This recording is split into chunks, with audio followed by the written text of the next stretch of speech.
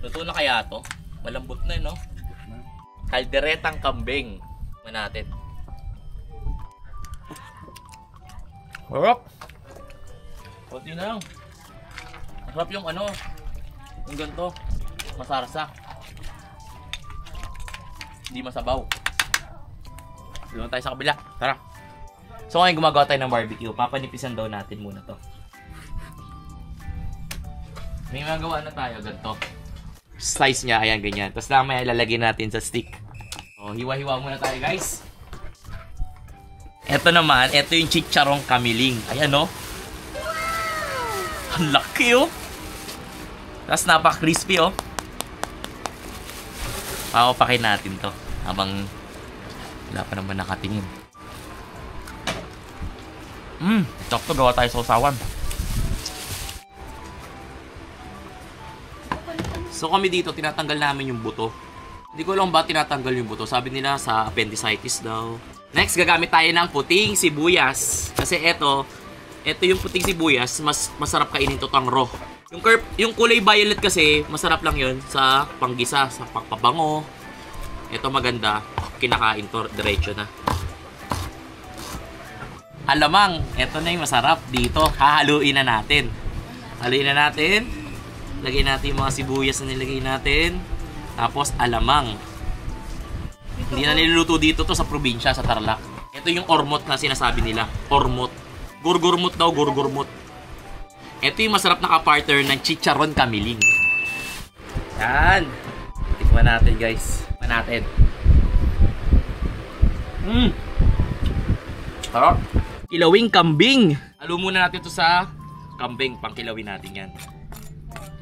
Yan. Tapos, eto na. Kamiling chicharon.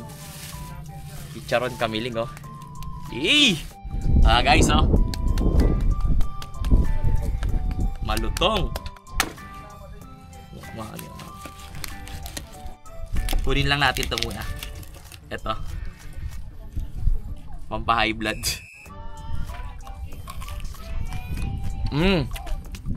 Partida, mataas high blood ko.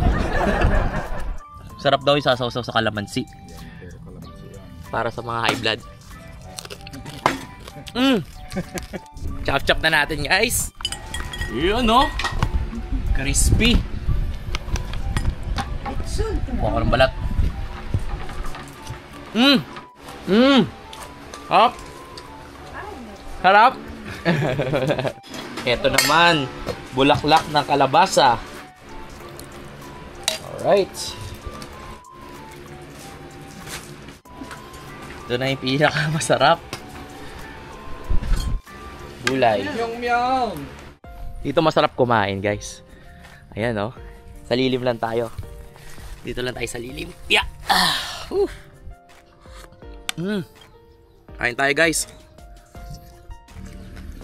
Gusto mo rin? Gusto mo rin? Halika dito. Kain ka oh. Kain ka. Kanin. Kain ka rin. Manghuli tayo ng palaka mamaya dito. Kasi madalas kinakain namin yung palaka dito. Palakang bukid. Diyan lang. Diyan na huhuli. Magagaling ng huli dito. Dinadakma lang nila. Ang init to sa kabila. hindi na malilim.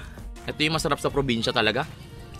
Yung mga fresh na gulay, fresh na karne, fresh na isda. Tapos makita mo ganito yung view. Sa Manila kasi wala nang ganito eh. Kaya pag nasa probinsya ako talagang tumataba ako. Ang dami ko kasing nakakain dito. Losartan. Ito yung kailangan natin. Kailangan bumaba yung high blood natin dito. Ito yung partner ng karne, taba, tsaka yung balat.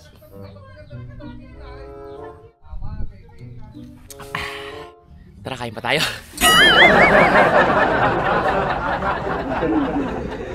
Angel on the track.